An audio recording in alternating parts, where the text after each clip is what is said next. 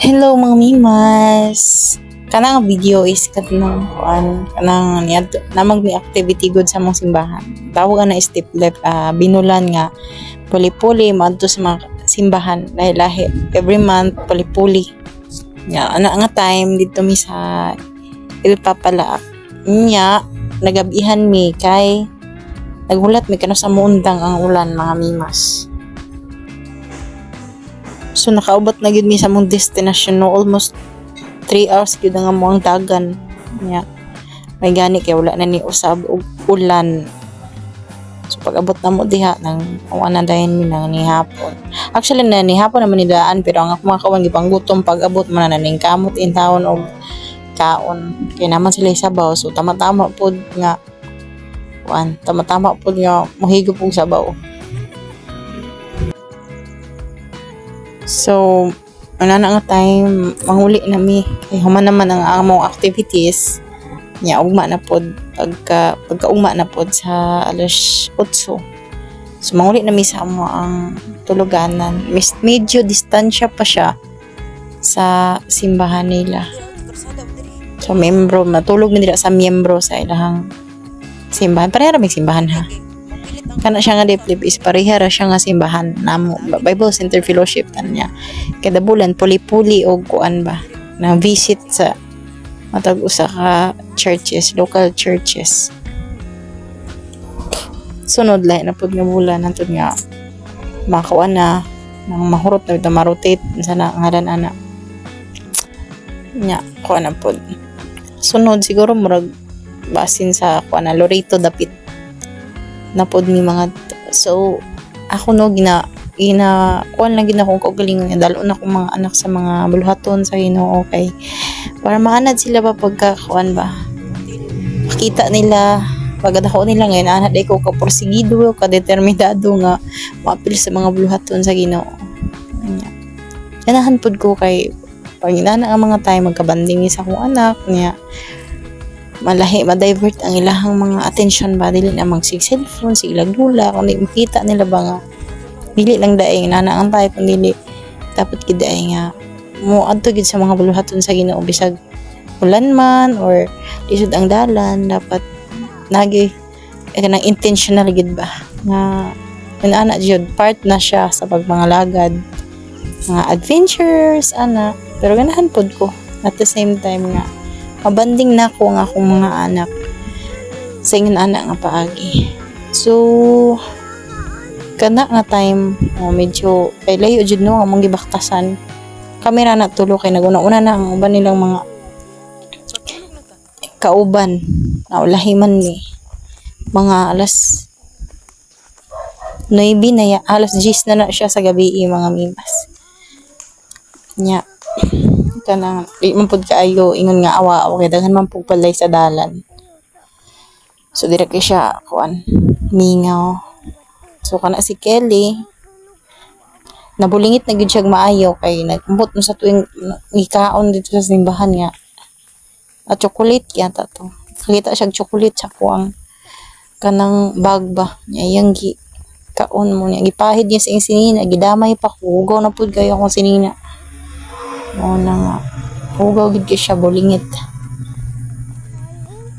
so mo na siya ang dalan paingon sa mong tulugan medyo ngit-ngit gid siya pero di raman kinara may cellphone wala po yung signal dira mga mimas kana nga dapit wala ginay signal niya layo pa jud kay wifi mo nang dira kung di jud ka kakayag way signal or mo antos og pangitag wifi aw di jud apuyo jud ka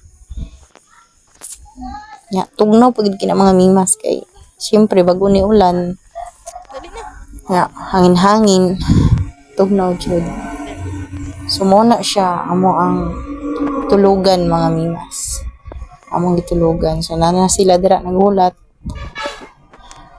nya nagplastar na daan ang tagbalay ug kuan buutan jud kay actually gagaw ra gihapon naman pareha man mig-apelyido diri pareha man mig-apelyido ani si Uncle Mamer so muna ilang balay niya utan jud kay sila mga matinugdanon jud kay na ganda man namin nila gidaanan so inana mi nila kapalangga so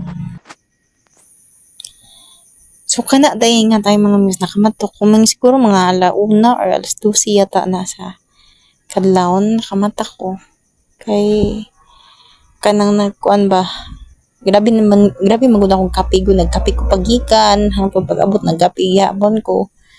So inana ko na usahay nga makalit ra ko mata mga mimas tungang gabi kay kuan kanang ano ba ma-short ang akong ginhawa.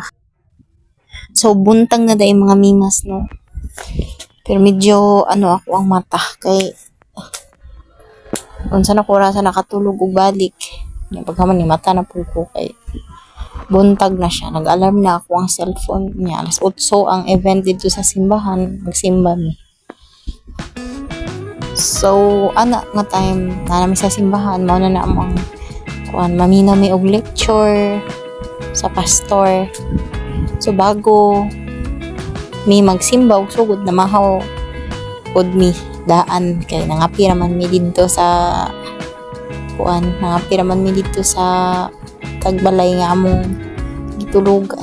So nangapi na po utro di mga mimas no para dili ko makatulgon. Actually talag sa rajud ko nagkakapi kung sa amo mong balay kay isa ra ko mga pigud sa isa kadlaw or kaduha pero pag kana bitong nay mga lakaw-lakaw hindi ako magbaylog kape siguro makahurot ko mga 4 glasses nga 4 nga kabaso nga kape ana nga time.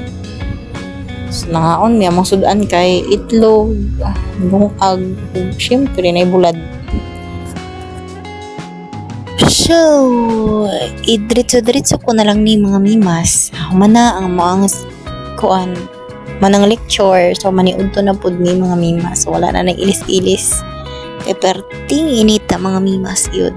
Grabe niya. Run out pa yun na natungnan nga. Whole day ang run out ipahibalo.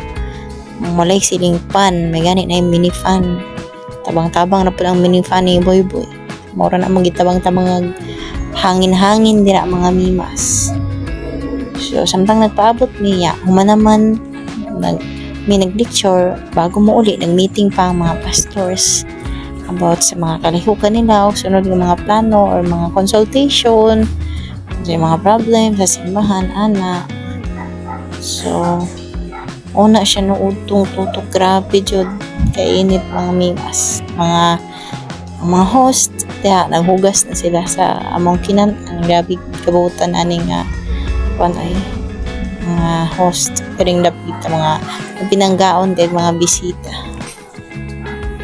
pinanguluhan sila sa among pastor nga na-assign nila si Pastor Bulunis.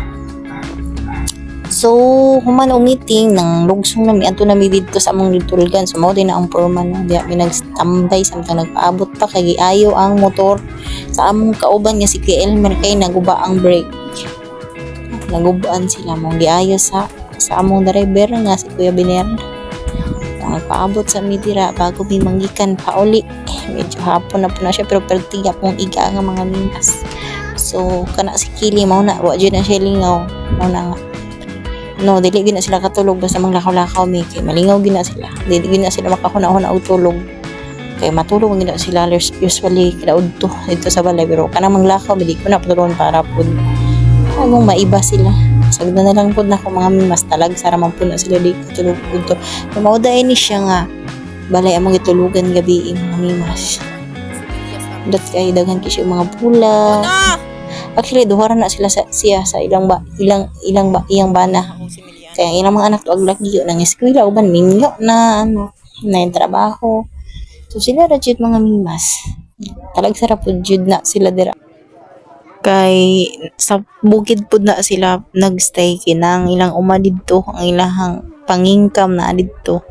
Ang talag sarap pud na sila mobaba dira. So samtang nagpaabot mi sa nag-ayo og motor dinduyan sa day ko dira mga mimas. So nya bago minanggikan nagampo kami syempre para i-save ang among travel makauli mi sa among panimalay nga safe o walay mga kakulian mga mimas.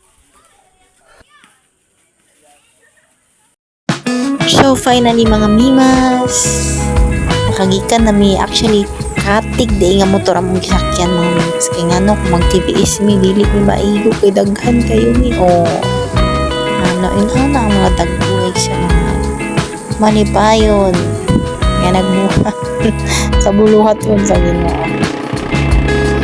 Unya nalibay pa jud mi kay gipadalan og yellow corn mga mimas sa membro dito ni kanta nga mo pas malipayon ang Kristohan ng bisan yellow corn raikan di ba pero actually karon nga mga panahon kailangan na nimo bukaw inana ng mga bugas kay ngano siguro mas less ang sugar niya wala pag iabono ang mais mga mimas nga kung pwede lang siguro kung makakita ko daghang ingana na lang ako kung sumuhon yun mga mimas pero sa pagkakaroon wala naman nakita ang baligya sa tindahan ang nakabaligya dito kay crack corn naman kakao naman sa mga labog sa una mo reklamo ko inana pero may amang karon ako na siya pangita mga mimas so sa kilid ay mo dahito yung sitwasyon mo samtang nagkuhan sakay siya sa katig happy po kayo siya mga mimas ganahan kayo siya basta yung inana mga experience